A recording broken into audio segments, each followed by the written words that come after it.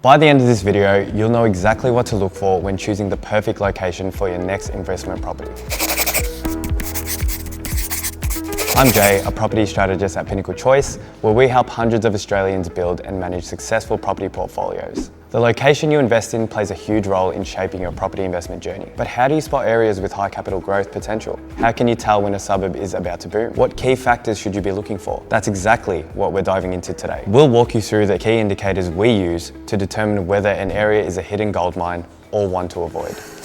Property value trends. Basically what that is that is checking the property prices in the market in that current area, whether they're moving forward, not moving backwards. Also checking out the rental yields. So rental yields is how much the rental property is renting for based on what you owe. You always want your yields to be increasing and to be at a nice rate. Normally 4 to 5% in that bracket is a perfect yield. That'll give you great tax claims, great returns, and you're buying in a nice area.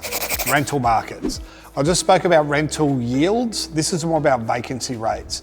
When you're investing in an area, you really need a low vacancy rate. What that means is there's very short housing and there's a lot of demand. Two factors come into play here. One is you get to now dictate your rent and at what point you get to come in, which goes back to that yield. And two, it means the property's always going to be rented. There's no shortfalls.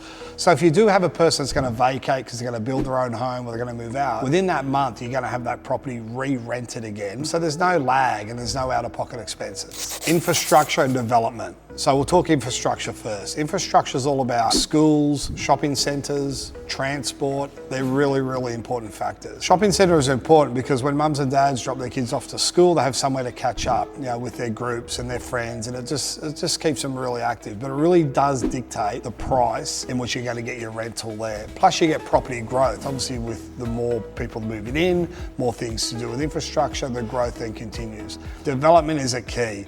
We always invest on fringes. You want to make sure that there's consistent development going out into the market. So if you're a 30 or 40K ring on the city, you want to make sure that in say 5 or 6 or 10 years, that's then 70Ks and you're in. Just so the growth, obviously the further you go out, the more your house becomes worth because land becomes that commodity.